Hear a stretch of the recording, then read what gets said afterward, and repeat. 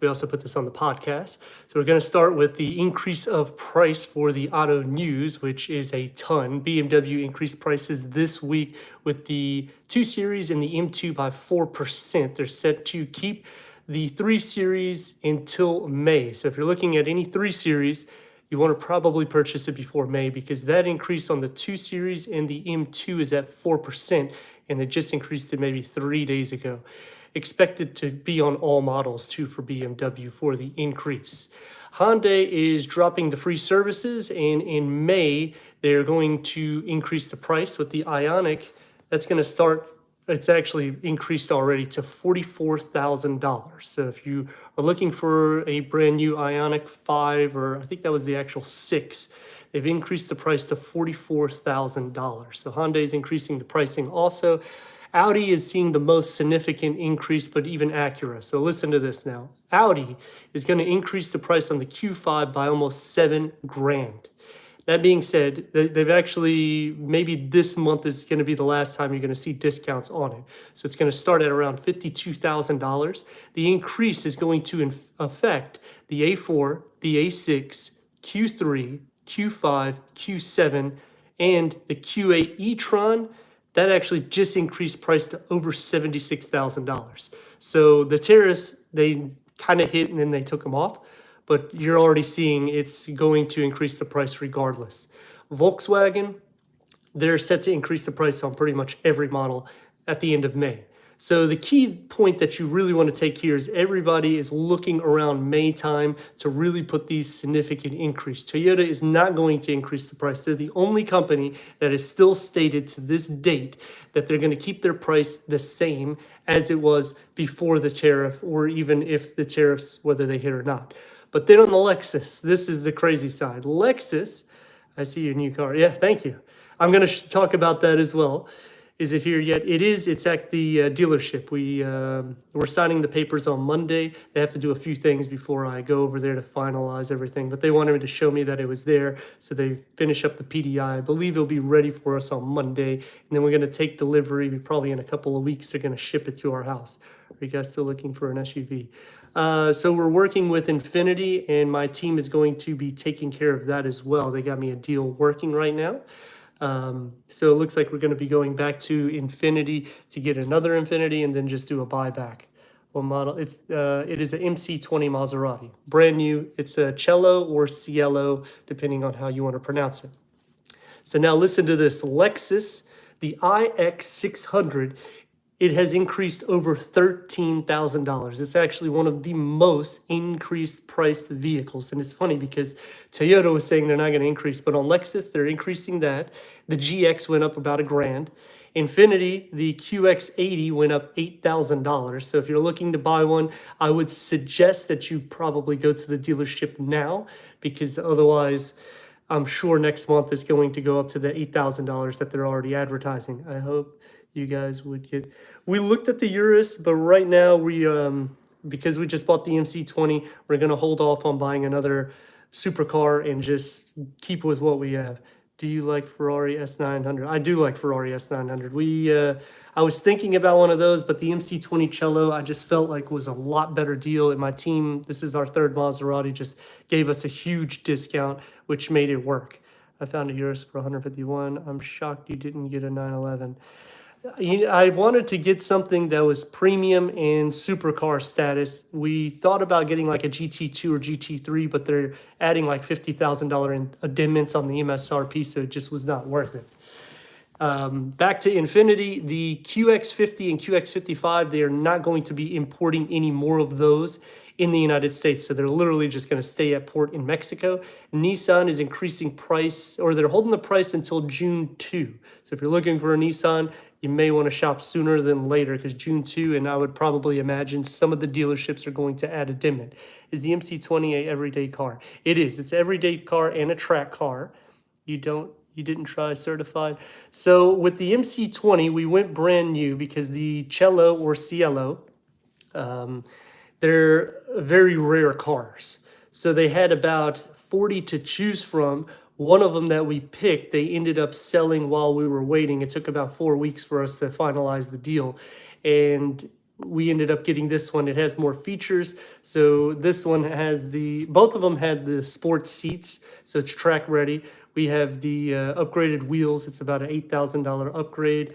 We have the two-tone seats, the Alcantara interior, the carbon fiber spoiler, the Maserati Trident badge and the logo. The headrests have the logo. It has the contrast stitch. It has the premium sound system. So it's, like I said, it's decked out. The vehicle pricing is obviously very steep, but in the same category, it's literally a Ferrari badged as a Maserati, because Ferrari is using the same engine, the same frame. It's literally the same car, and they're charging like 600-700 grand. So because we already know this, I said, you know what? This is definitely a steal of a deal. Ford, going back to some more auto news, Ford is going to keep employee pricing until June 2. GMC has increased the Sierra, the Silverado, and the Sierra also has increased over $1,000 now. Chevy is getting ready to increase pricing.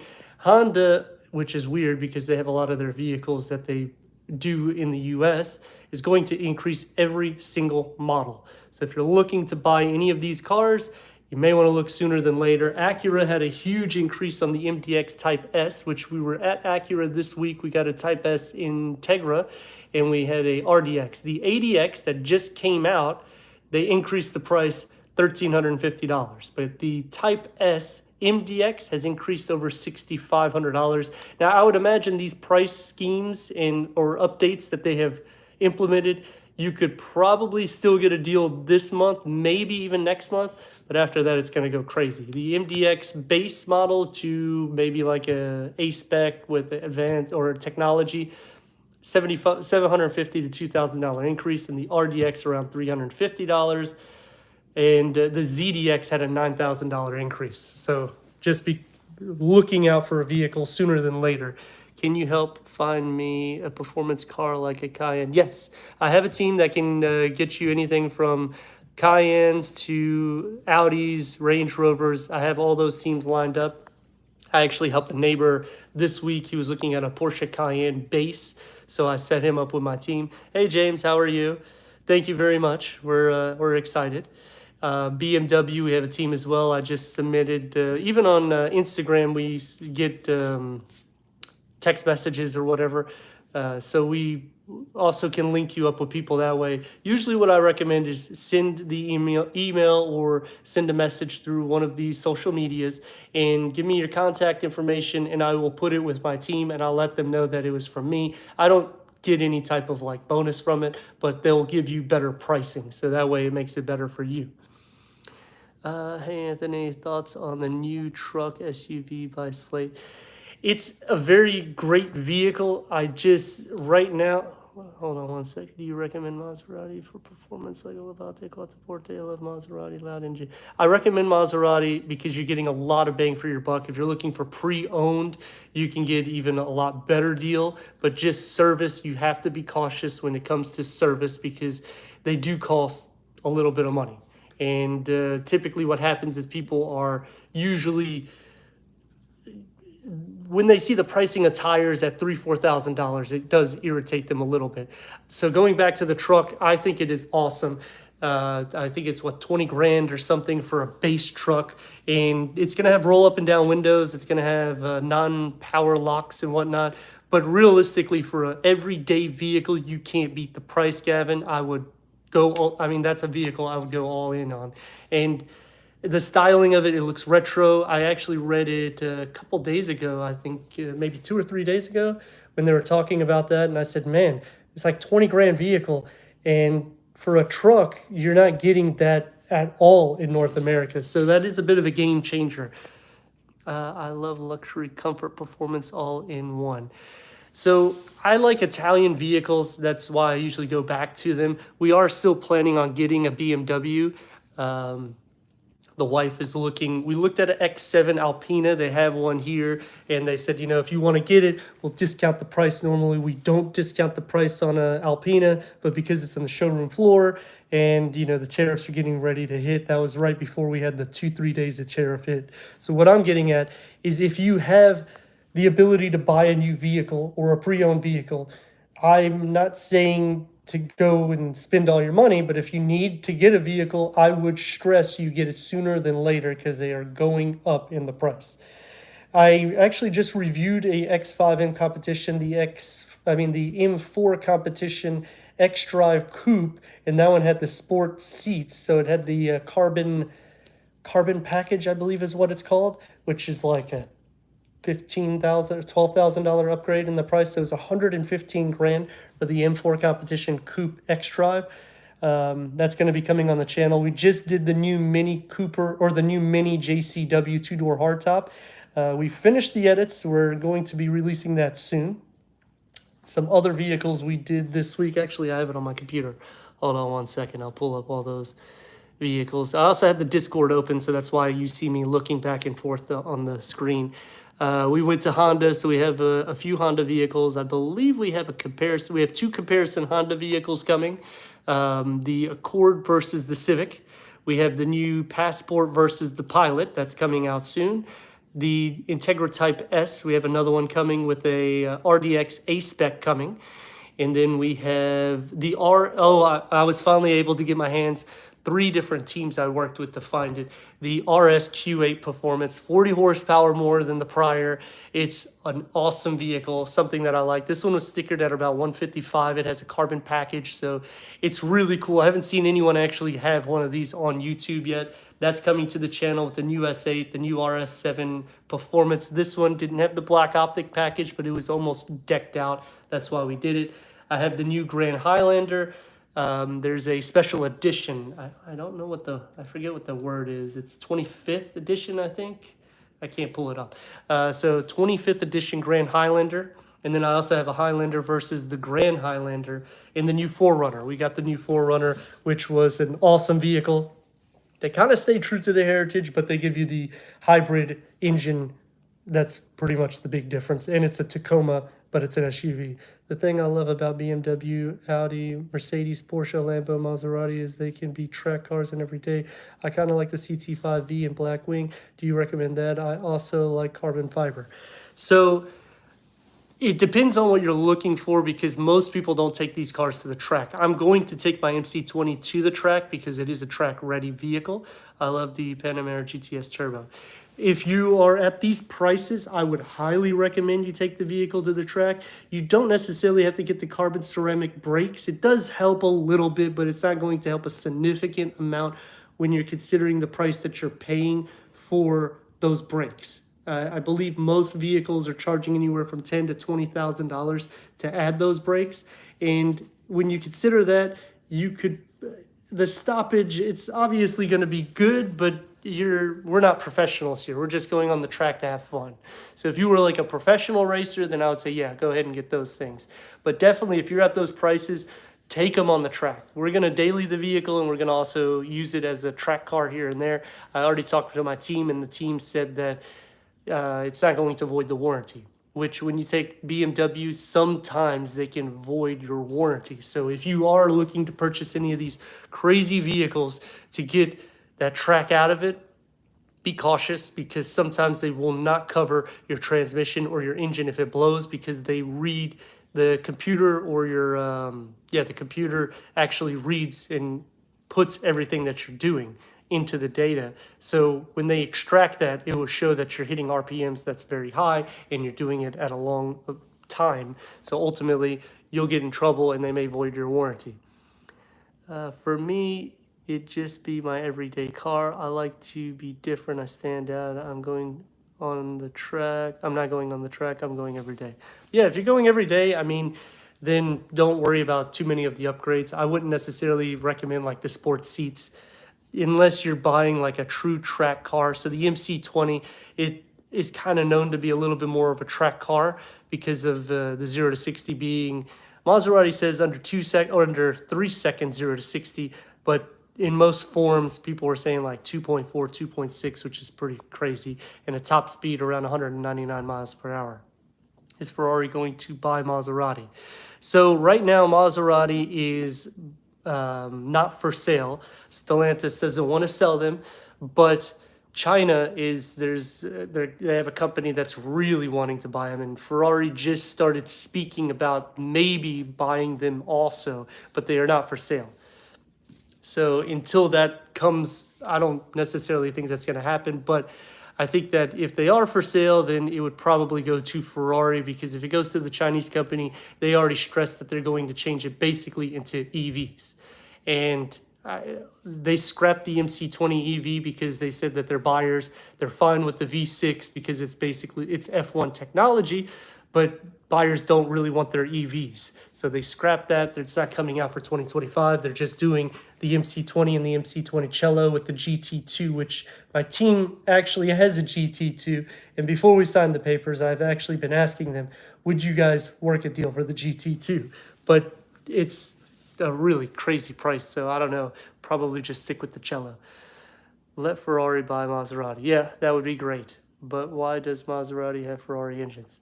I mean, that's just the tradition that it's always been. And now, like, Ferrari has been kind of using Maserati a lot. So if you look back to Gran Turismo before they stopped making it back in 2018 was the last before this new one. The what was it? The Roma was basically going to be the Gran Turismo, and then it ended up being the Roma.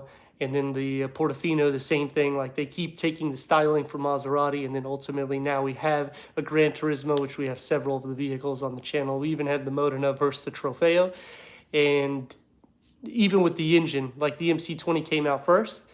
Now they're using that same engine with just a few horsepower more, the same shell of the MC20, which it's kind of known to do this also. Platforms are shared through the auto industry. So when you're looking for bargain deals, sometimes you can find them because, like, the MC20 uses the same platform as a lot of supercars.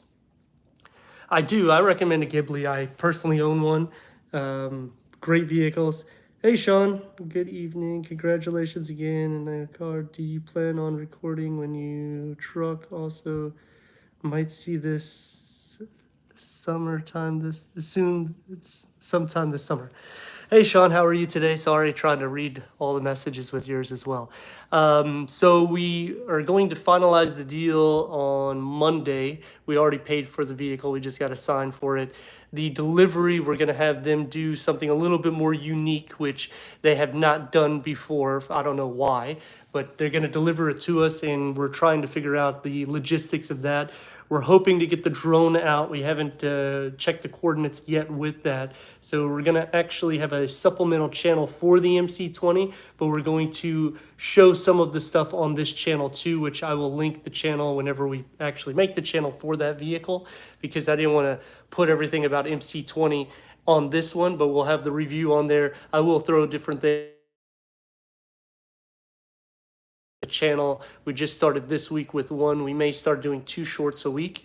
And the MC20, we're looking at maybe 2 weeks, because I'm waiting on a shed to be delivered to the house so we can finish cleaning up the garage.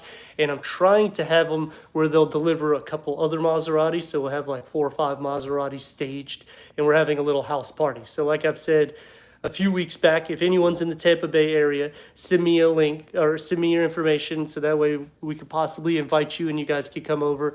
We're going to have non-alcoholic drinks and some food and stuff, and just a bunch of friends. A lot of the neighbors are going to be also, and we'll also be doing the recording of the vehicle with the drop-off. Congratulations. Oh, thank you very much. Do you or your reviewers have a recommendation for sedans with a higher ground clearance? I know the Crown is one, but is there anything else? I got tongue punched in the, oh my gosh. So thank you very much again for the congratulations. So recommendations on a sedan with great ground clearance. I mean, the Crown is kind of the best for that. If you're looking for something a little bit more, you could go into something, because the Crown is kind of luxury price too. So that's a tough one, because even if you go into BMW, the Grand Coupes are not much more off the ground. I mean, you got maybe 5-ish inches. So the Crown will be the best. All the other ones are going to be about 5.5 inches, where the Crown will be about an inch more. If you're not so enthusiastic about the Crown because maybe some of the interior or the pricing, maybe you just don't like the hybrid or the ECVT transmission, there's just a lot of variants that could go into play. I would suggest the Lexus, but again, you're not going to have, ultimately the way the Crown did it is it's like a SUV slash sedan, and they kind of put the seats up a little bit so they sit up on pedestals kind of, so it gives you an extra inchish inside the interior, and then the outside you also have over 6 inches of clearance. If you go Subaru, you could get like a wagon, so that way they have the best ground clearance for almost all of their vehicles. But if you want sedan, it's going to be tough because that, unfortunately, they're just making the vehicle shorter and shorter for ground clearance, but they're all typically around 5 inches, give or take, for a few tenths of an inch, or, it's not a big difference from 5.5 to 5 inches. But when you go to the Crown, it's like 6.5 inches. So you would see a little bit of a difference. Now, depending on how tall you are, you may not have an issue with that. So you could go to any vehicle, really. Just try to stay away from kind of the sports variants, because otherwise, if you go into the sport variants, they're going to be a little bit lower. Is the Maserati Ghibli big? No, it's not really that big on the inside. How's the trunk? The trunk space for a Ghibli, I believe it's about 16.5 cubic feet, if I can remember. It's been a little while since I reviewed one. You're welcome, Tom. But I use it daily whenever I'm doing my reviews, and then I pick up my kids. I was doing carpooling with it, so I had 4 kids in the vehicle with their 4 book bags plus my gear. So you figure each one had a book bag. I had my tripod. I had my briefcase that holds my gear, so that's 5 bags plus that. Plus I have a car cover in the trunk. So yeah, it has pretty good storage. It's just not tall. That's the only thing. I would say the tall, it's about maybe 26 inches tall, but it's deep. So as long as you can fit things inwards, you'll be fine. Can I fit Sam's Club stuff? Yes. So I've actually, with that, I've had my kids in the car with my gear. I went to Sam's Club. I got 2 cases of water, dog food, which is what, like a 50-pound bag? We'll say 35-pound bag, but either way, it's still a big bag. And then I got probably $200 of groceries on top of that. So when you're considering how much cargo was in there, you would think the suspension would be bad, but I have a sports suspension, so it already sits a little bit lower to the ground, and everything fit. We didn't have to put anything there. We had, what are those, croissants.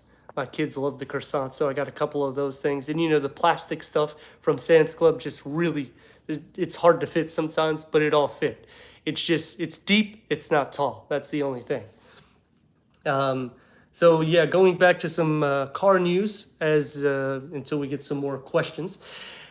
Any vehicle you're looking for right now, except for Toyota and Ford, they're the only vehicles that are kind of not increasing price. So just keep those things in mind, because everybody else has already posted that they're increasing prices, and the pricing is going up to, what was the price that I said on that? I wrote a couple things down on notes.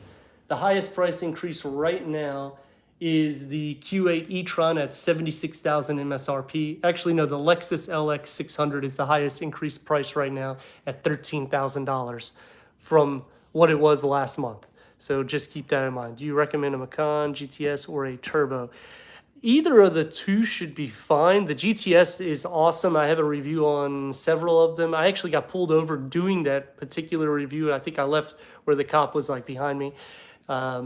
But they decked it out with it literally had every single feature. So what happens when you get into that variant and you add every single feature, you're at about, I think it was like $120,000, which I don't know if I would spend that money for a Macan GTS. 120 grand's a lot of money for Porsche. And even I went to Porsche this week. We did the Cayenne Coupe. We did the 718 Cayman. This one was the base model, but it had almost, so you can't really get them loaded up. You kind of a la carte them, but it had pretty much every feature you could add except for like features that you would do on the side. Like it even had the chalk seat belts, which is kind of ridiculous. But the price was like $110,000. So when you're thinking a 78 grand vehicle, 110 grand of features, I mean, Porsche is just, they're awesome vehicles, and I had a lot of fun driving it this week.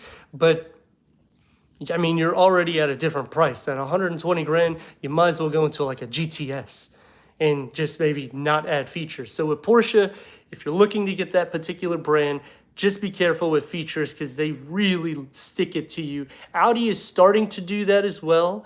The SQ8, I've seen a ton of them. I do recommend it. On the pre-owned side, you can get huge deals right now.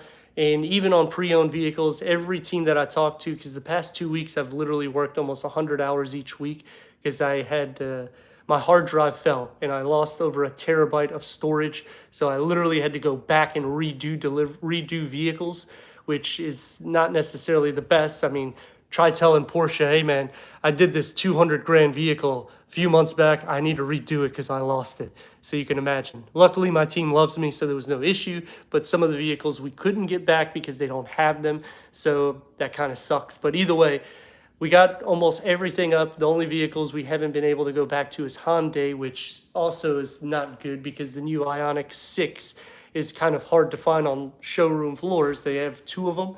So I'm hoping we can still bring that one back to the channel, and because they increased the price, which the price increase on that vehicle, which is crazy, is now starts at $44,000. So the sweet spot vehicles are starting to be less and less. The S7 Sportback, do I recommend that?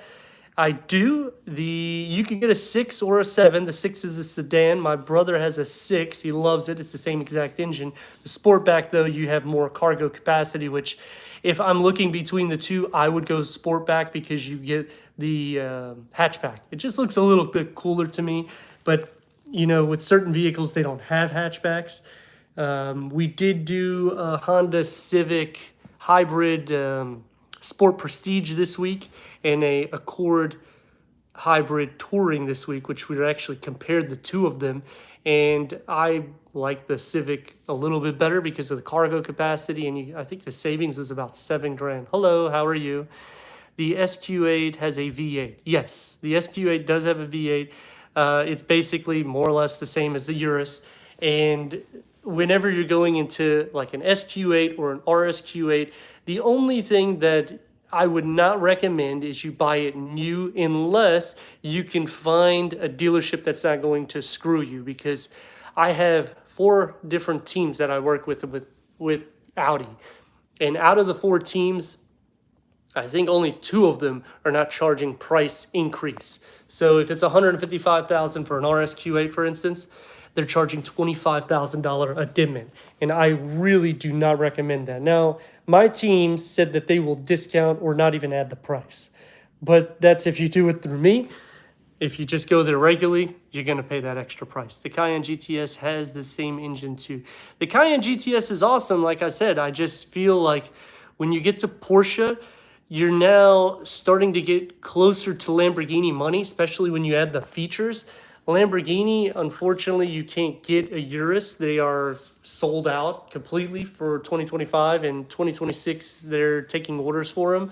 You can get the SE variant. They still have that, and it's about a 9-month wait for them to build them, or you can build the ones that they have.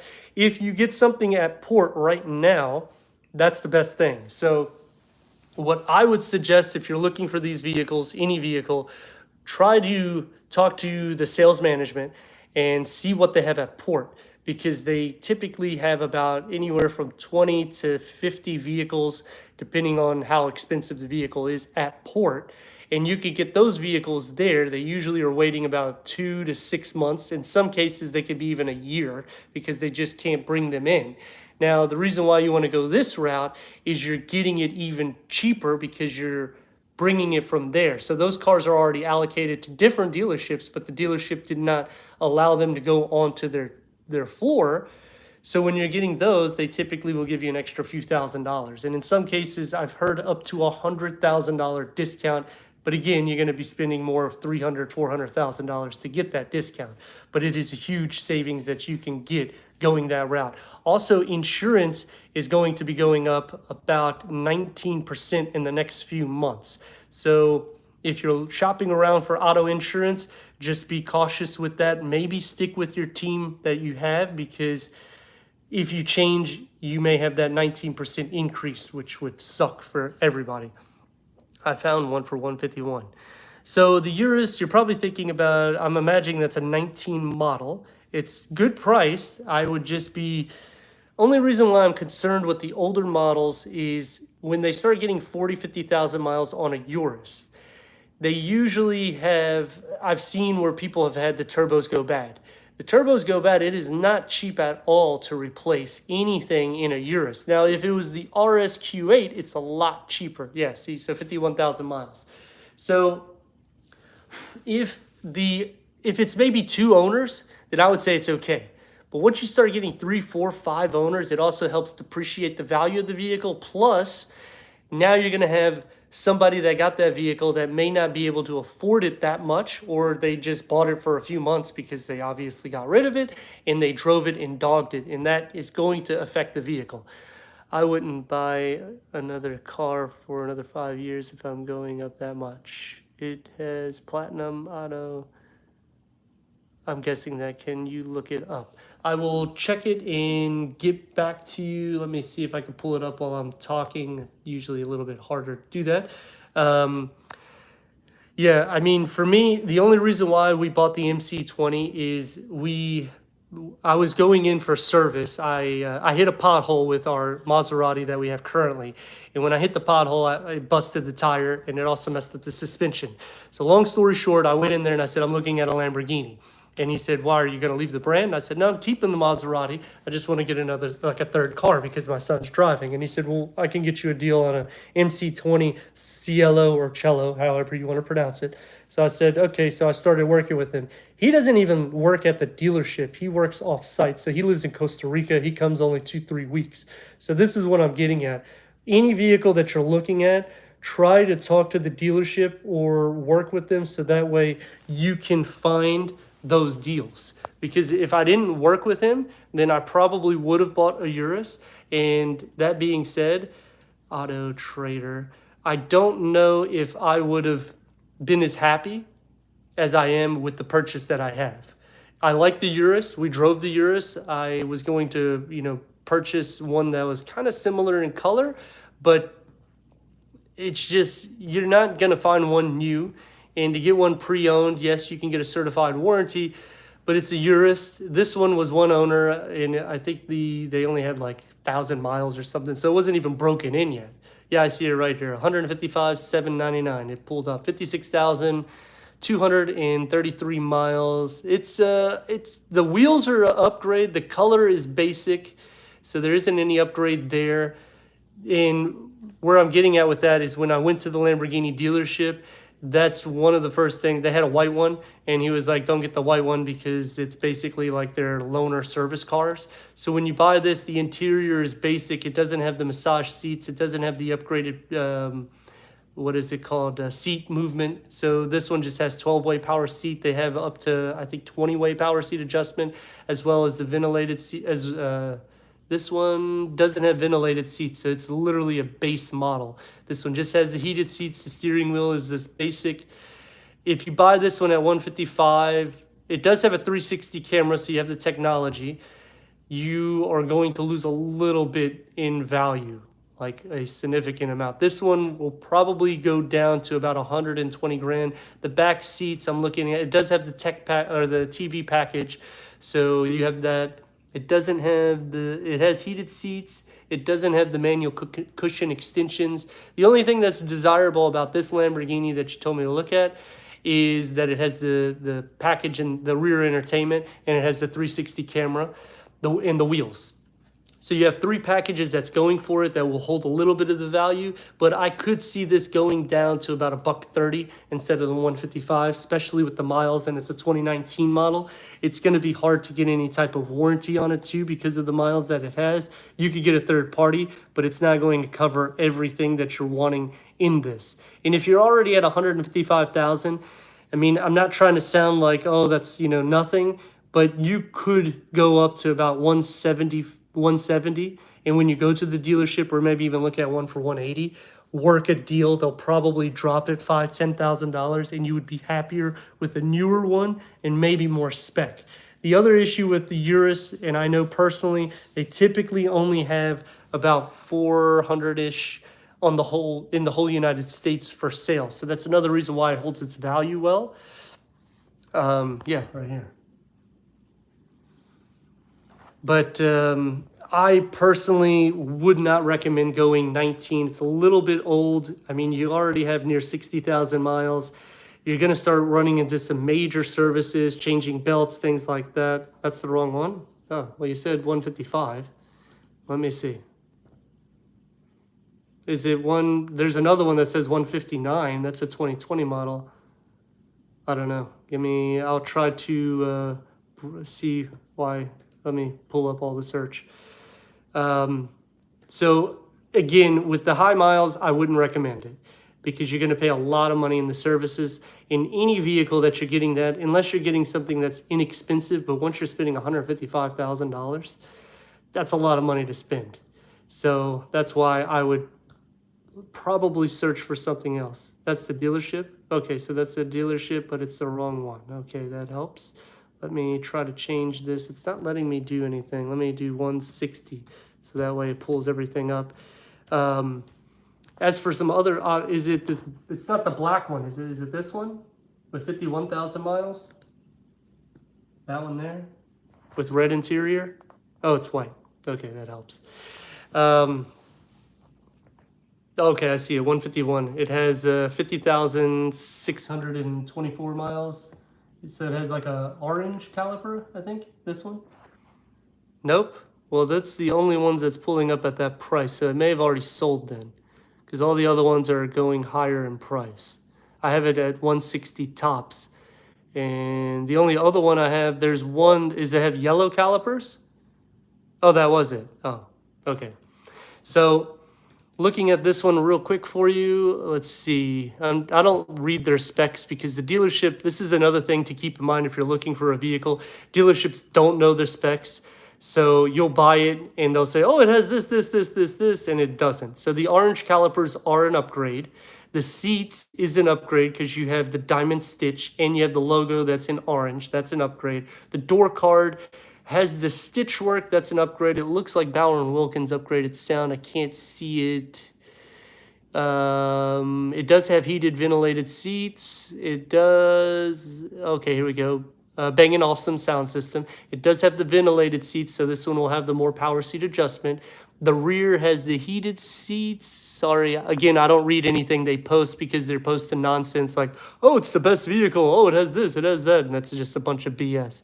It looks like it has an Alcantara headliner, which is an upgrade. It does have the pano, which it's crazy. A Lamborghini Urus, you can get them without a pano. You can get them without a 360-degree camera. That's insane. I don't know if this has a 360 camera. It doesn't show that. And that is actually a big deal. The wheels look base. I don't think those are upgraded wheels. And the exterior, so the white color is a free color. They don't charge you any upgrade. So that's one thing to take in consideration whenever you are buying it. That's why I was stating earlier, if you buy a Lamborghini white, usually the dealer kind of frowns upon them because that's their free color. So white and black is free. All the other colors you pay. The one we looked at was like a 16 grand upgrade. Are you selling it? I'm not selling it. No, not at all. I'm just helping somebody that's asking about it because I really want one, but I'll be fine with the Cayenne. So I would, I love the wheel. The wheels do look nice. They're not upgraded wheels though. Those are basic wheels. The only upgrades that you have here is the brake calipers being painted, the diamond stitch, you have the ventilated seats, you have the more power seat adjustment, you have the stitch, the Lamborghini logo is stitch, but the rest is literally base. In the rear, yeah, the rear is base. I didn't see anything upgraded there either. So I would just see if it, maybe contact them to see if it has a 360 camera because it doesn't say it. It says these are 22-inch wheels. Again, power trunk closer. I mean, those are standard features. At the same dealership, they got one for $79. I mean, just be cautious. Just because they're affordable to you, when you go into service these vehicles, to give you an example, a BMW M4 competition engine is $60,000. Brand new, you get an M4 competition for $100,000. So the engine is $60,000. So imagine the engine of a Lamborghini Urus. So that's why I'm saying, yes, if it's affordable for you, that's great. I just would be cautious with it. You should start selling 15 to 20% commission is fine. Thank you. It's funny because when I go to the dealerships, they're always telling me, man, I wish you were like the salesperson here because you know all the vehicles. And I cross between the two, but I'm not a person that sells the vehicles. We just actually got a contact with somebody in Dubai. We're waiting for them to give us a call back because they're working today and they have all supercars. So if everything goes well, God willing, we will be traveling over there in the next coming weeks to bring that to the channel. I'm very excited about it. Some of the vehicles that he told us that he has is just insane, and he has his own personal vehicles that he will let us review as well. He doesn't work with anybody, so I would be an exclusive person, and I am excited. I don't know what you mean. It's in black. Oh, the Bentley. The Bentley, so now I've been seeing a lot of Bentleys in the showroom floors for sale. So just, again, be cautious with buying pre-owned vehicles with higher miles. That's my only thing, because I'm going to give you an example right here. Engine price. Just as an example, and this is the internet, which they can be wrong. If you are looking to fix a... it doesn't even give me the pricing of it. That's crazy. Engine to fix price. Usually I'm a little bit better with it. So if you have a Lamborghini Urus and the engine goes bad, the AI is saying it'll cost anywhere from $70,000 to $80,000 to replace it. So that's what I'm getting at. And a Bentley is going to probably be anywhere from $5,000 to $10,000 more because it's Bentley money. So if you are considering buying a Urus, try to buy one with somewhat of a warranty or where you can get some kind of warranty with it, just to be, safe. I hate to say it that way, because even a turbo, just the turbos alone, look at this. This is the crazy. And I'm just using AI because, I didn't ask any of my teams about the pricing of this stuff. So I would still imagine it's at least 50, 60 grand. Just to replace the turbos on a Urus is over $22,000. And that's what I was saying with the BMW M4 Comp, because I actually have seen two of them with blown motors. One was not covered under warranty, and it's a brand new car. The guy paid 60 grand to repair it. The reason why I know this is BMW also pays me on the side to do work for them, which I don't put on the channel. I give them their own work. Mini Cooper does it, Hyundai does it, Toyota does it, Genesis just linked up with us. And I mean, we're starting to get a lot of these teams that's doing that on the side with us. But you can see in my reviews, I'm still non-biased. That's why I'm saying, like, the only reason why you usually praise companies like BMW is because they actually care about their geometry, which other vehicles don't. But even with Genesis, the interior, I feel Genesis is a little bit more superior with their quality of the interior because they're using a lot more expensive materials. But the price at $77,000 for a new GV70, I thought that was a little expensive. Will the Urus ever go down? I don't personally see a Urus or Bentleys, you can get a Bentley for like 70, 80 grand. But a Urus, I don't think so, because they don't have a lot of inventory. So that's where I was getting at with like Lamborghini. When I was looking at purchasing one myself, it was almost impossible because there was only 456 in the whole United States that was pre-owned with mixed new vehicles. In new vehicles, when you click on it, it was actually pre-owned because, like I said, they're sold out for 2025. And unless you want to get an SE, which is the hybrid, which has more power, I just don't think a Lamborghini hybrid, it just doesn't sink into me very well. I'm sure as they go with their production line, it will. It's just, right now, I'm not for it 100%. Yeah, the Urus is an awesome vehicle. It looks very athletic, but you could get an RS Q8 and you can deck it out that way. I think it's AB something. They have it's kind of like a Maserati for a Lamborghini. They do it with RS Q8s, and it looks like literally almost identical to the Lamborghini. Plus you get a horsepower bump. I think it goes over 700 horsepower. It's insane. Like, I would recommend going that route, and then you can get like a 2024 24 model, so you wouldn't get the performance, or even a 23 model, you might get it under 100 grand, and you can get it certified, so you'd have better warranty. I'll be good with the SQ8 or a Cayenne GTS. Yeah, I mean, either of the two are great vehicles, but you have a ton of options at that price point. And as for some other auto news, besides the increasing of price, regardless whether the tariffs go into place or not, interest rates are kind of staggered. So if you are looking right now or in the next maybe 2 or 3 months, I'm projecting probably June. Before June, you want to purchase if you are looking for something, because that's kind of the cutoff where everybody is going with. Even GMC is saying June, Ford is saying June. Usually when those more corporate companies start suggesting a date like that, that usually means that the tariffs more than likely will be either hit, or regardless whether they hit or not, that's the price, that's when it's going to increase. So I would imagine around June, July, you may see a little bit of a relief on the interest, but then the price of the car is going to go up.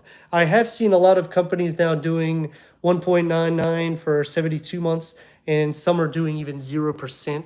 So if you see that deal, I would steal it, because even Infinity now, I think they're at like 1.99 up to 72 months, and loyalty is like $1,500. But a lot of the loyalties are dropping. So they drop like $500 in loyalty. And even if you get a loyalty with BMW, if you're looking at a 2 Series, they went up 4%. So the loyalty is literally eaten up with that. And Hyundai, what they did to offset the price for now is they have dropped the free service. So you're not going to get the 2 or 3 years free service anymore. And they're set to go up on price in May. So there you go, May and June, like I said, those are literally, every automotive industry is kind of going that route. Mercedes said that they're going to hold price for 2025 models, but the 2026 models are already starting, not with Mercedes, but in other companies, are starting to hit the lot. So you figure you probably only have a couple months, maybe 2 or 3 months before that goes up as well.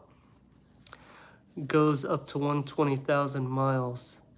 Yeah, I mean, again, certified pre-owned is the way to go if you can get them. And another thing to consider, because the prices are going to increase on every model regardless, is maybe getting the loaner service. They have retired loaner services. So what that means is every vehicle, every company has loaners that they give people. And you could get these vehicles that have typically 2,000-3,000 miles on it. They give them to you certified. And usually they're like $7,000 off. And they're usually not all base models. And typically they'll have, I know Maserati and their fleet typically have anywhere from 4 to 6, but usually it's just like a Grecale. But if you're looking to get a Grecale, I mean, you can get, I think they're starting around $67,000. Don't quote me. And if you get those, they usually drop them about $10,000, $15,000. So that's what I'm saying by a deal. Because the other thing that you got to take in consideration is service is also going up about 20 to 22% on pretty much every vehicle, because part of the tariff says that it has to be made in the United States, the actual parts. And none of the vehicles have 100% parts in the United States. So what they have done, which is kind of funny, Apple actually did the same thing, is they bought a ton of inventory. Some dealerships have bought between 20 and 30% more stock so they could keep the price down for a few weeks. I want a high performance car like an M car, GTS or Audi or AMG. I'm all about fast and powerful engines. Yes, I mean, just remember when you start getting these performance vehicles, it's actually good you brought this up because I wanted to touch bases a little bit on it, is a lot of people start saying, well, they're not reliable. So when you're driving a vehicle at higher RPMs, this is where you have to consider if it's reliable or not. You're not going to be doing this with like a Toyota Camry, for instance. So if you're racing your BMW, your Mercedes, your Audi, whatever performance vehicle, your Genesis even, and you're hitting high RPMs all the time from light to light, you're not even going on the track. You're hitting 3, 5 RPMs, and you do this every single day. Is that car reliable? It is. And the reason why I say that is you're not doing that with a Toyota Camry. You're not doing that with a Honda Civic. I've never seen anybody hitting 5 RPMs, 7 RPMs every single day on their car all day long. You could do that with these vehicles and they last up to a certain amount of miles. Now, the reason why people dislike it is because they end up having problems because you're going to have to fix it. Why do they have problems? Is because you're putting a lot of strain on the engine, but look at how many miles it goes before you have a problem. So you're doing this on a daily, 4, 5, 6, 7 years, and then you're going to complain about having a water pump go bad? I mean, you got to kind of figure your priorities here. Now, if you drive the vehicle like a baby, you're going to have other issues because it's a performance vehicle. So you do have to hit higher RPMs. So if you drive it like a baby, you're going to have carbon buildup. I've actually seen this happen on an X5 M50i, not the M60, the M50, which is still an S68 engine. The person drove the vehicle at like 2 RPMs everywhere they went. When they went to the dealership, it flipped the check engine light. And they checked the fuel, and they said the fuel wasn't actually 93 octane. And what they did is they, drained out the fuel. They put 93 octane in it, and then they did a throttle body clean, which is simple. You could do this stuff at home yourself. You just buy the stuff at Advanced Auto Parts. You literally, it's on top of the hood. You take the plastic cover off, and there's just like 2 screws. Usually it's an Allen wrench. You unscrew it, pull it, and then you'll see the flap. That's your throttle body. You spray this $5 spray on it. You wipe it off. Don't spray it on like a rag, so that way you can wipe it off. And then you do this a couple of times. I usually open the flap so that way you clean the inside, because when that flap opens, so it's closed, and it opens like this all the way, that means you're flooring it. Usually it'll just open like this. So what happens is it cakes around there. You'll see yellow. So you get a couple microfiber cloths, and literally it's like $5-6. But a dealership is going to charge you anywhere from $700 to $1,000. It doesn't take 10 minutes to do it. But when you do this, you'll also get better MPGs, because usually what happens, even in smaller vehicles, we don't drive them at high RPMs. So what happens is you're just doing this to the flap. So like I'm going to show you. So it just opens very little bit like this, which means that ring around it, it starts getting like stuck. So sometimes when you're driving, say you have 30, 40,000 miles on the car, you'll feel like you have to push the gas pedal a little bit more. That's because you need to clean the throttle body. So anyways, they cleaned the throttle body. They pumped the hell out of the gas. Check engine light went away, gave the car back, and they told him, you need to drive the car sometimes 3, 4 RPMs. It is a performance vehicle. Do not drive a twin turbo V8 at 1500 RPMs all the time. And the only time you're hitting high RPMs is when you go into the interstate. That being said, if you're doing break-in, this is another side note. For break-in, you need to typically not use the cruise control so much, because what happens at the first 1500 miles is the cruise control keeps your engine at a certain speed like this. So your pistons are just moving the same direction. They're not getting any performance. So you don't want to go full performance, but you do want to hit about 3 RPMs here and there for the first 1500 miles. Do 15 to 2 RPMs, maybe 3 max. Don't go crazy. But if you stay at a steady level, the piston rings sometimes don't seal, and then you could have engine leaks. So just a couple of side things. Let's see. I'm going to be going to the grocery store, run errands. Okay. Do you know the X3, X4M have the same engine? I have X3M comp. Do you think the Range Rover have powerful engines? I know they do. Yes. So the Range Rover now also has the S68 engine that is from BMW. It's an M engine. I'm just asking, do you think Range Rovers are performance vehicles or cars? Yeah, they are to a sense, but they're not to the level of the other vehicles. That's why I like how Range Rover did a deal getting the BMW engine, so it's sourced from them. They got the 4.4 V8 twin turbo, the S68. They have it in their vehicles. You could get it on the autobiography. I think they I don't know if they source it on the SE. I believe the autobiography is the lowest trim you can get it on, and it's awesome vehicle. We have me and Issa reviewed it. We have it on the channel, so you guys can already watch it. It was a white one, and the only thing that comes into play with the Range Rover, Land Rover, Range Rover stopped production of vehicles for 30 days because of the tariffs. So I would imagine we were supposed to go to them last week, but because of me losing my hard drive, I had to skip them to go back to other dealerships. So we will be going to them hopefully in the next coming weeks. but I'm imagining they're going to be increasing prices about 25, 30 grand like they were doing during COVID, which I don't recommend people buy vehicles at that, because when they add over sticker, it's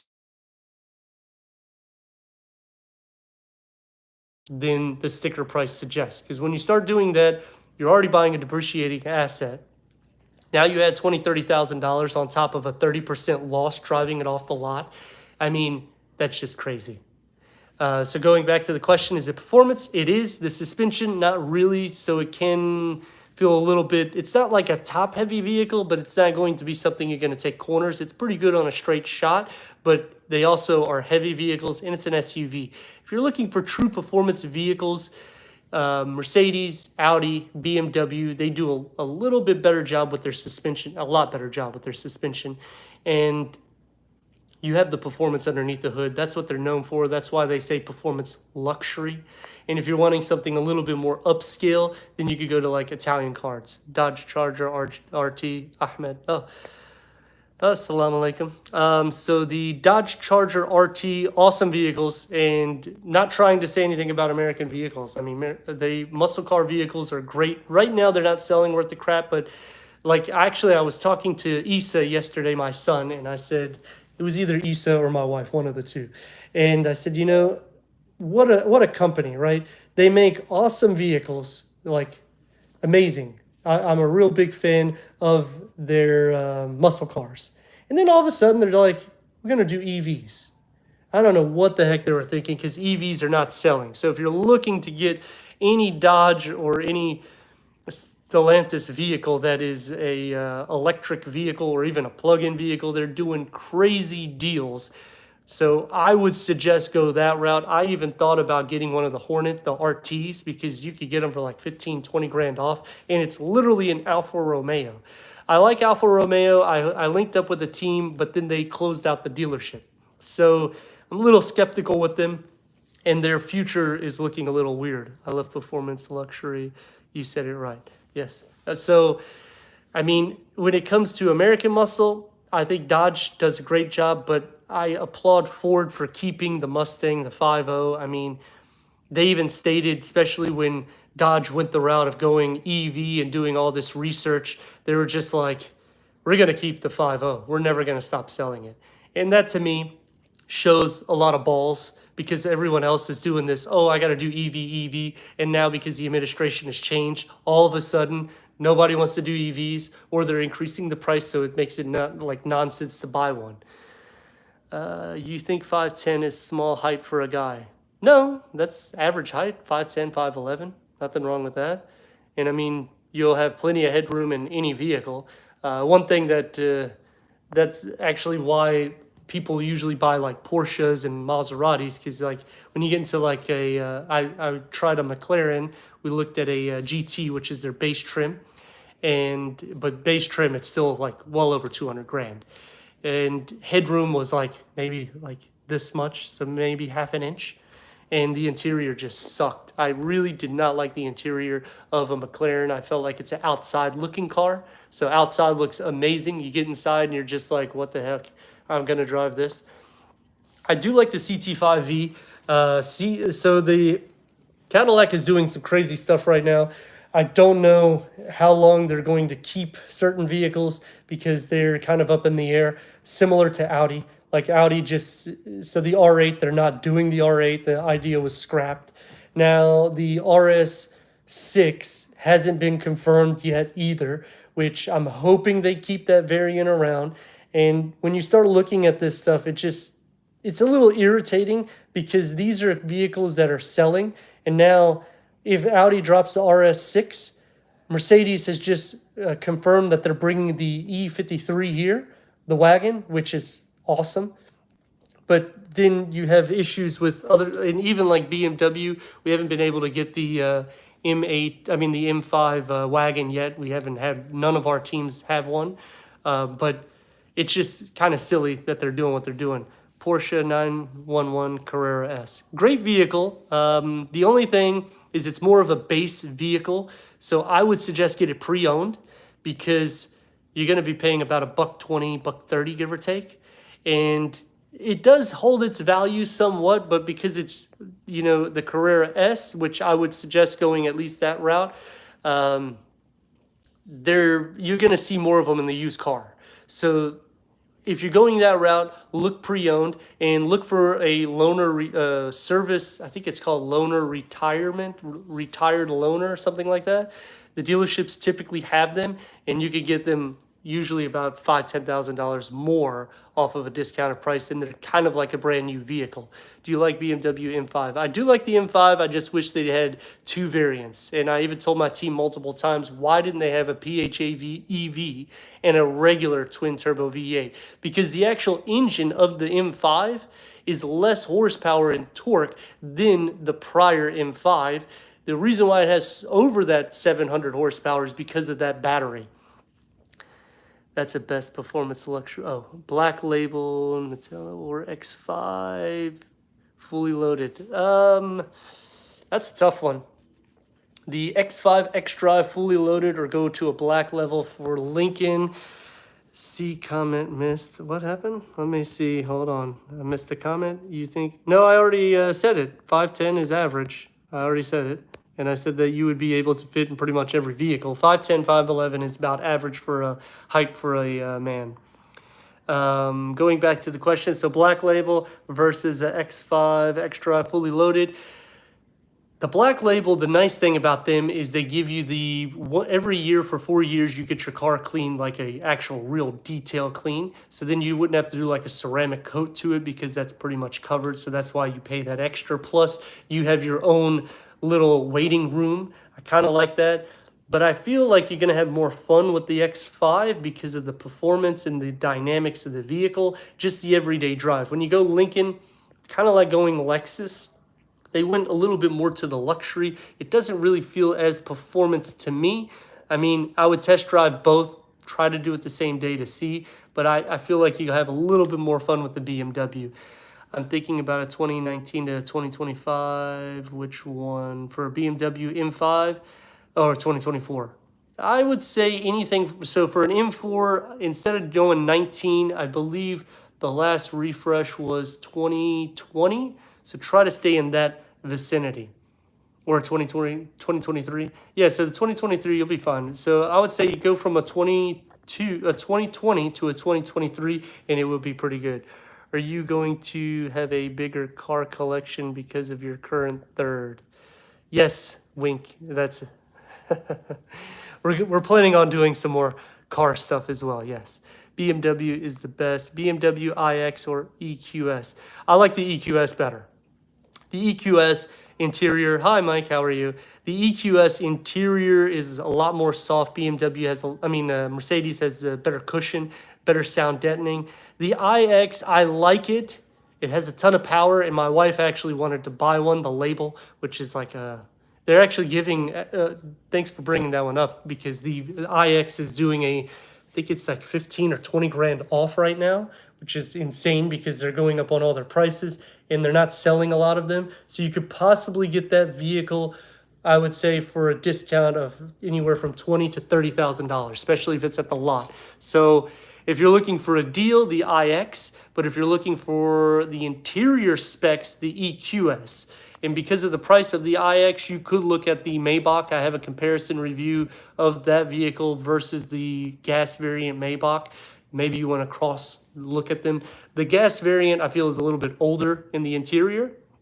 And the 600, I think the EQS 600, awesome vehicle, a ton of performance too. So something to consider, especially if you're considering the Label on the iX. If you're just looking at a base iX, then I would say go into the EQS, look at it. The interior it's more soft inside, and the suspension itself is a little bit better.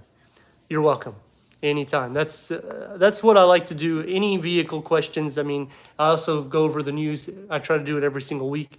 That way it can give insight, because again, when you go to these dealerships, like I was stating earlier, they're not going to give you a lot of insight. They're just trying to sell you the vehicle. I have personal teams that I work with that I can link people up with. Just send me your information. Don't necessarily send it like through a question here, but I have the email. I believe you go, it'll show it like on my page. You'll click onto there and I have the email there, or you can ask any questions exclusively through Instagram, Facebook, TikTok. We do all those things.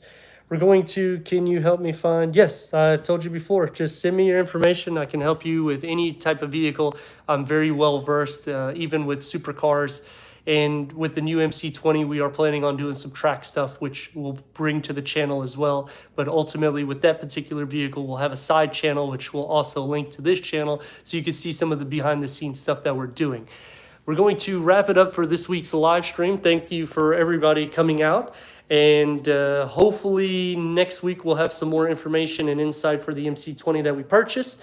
Check out the membership. We're also going to be adding some more short videos. And check out the TikTok too, because we do some pretty funny videos there. I think I have one where I put Issa in the trunk of a Cadillac. It's a pretty cool video. But thank you again. You guys have an excellent weekend, and thanks to everybody that comes out every week, and look forward to seeing you guys next week.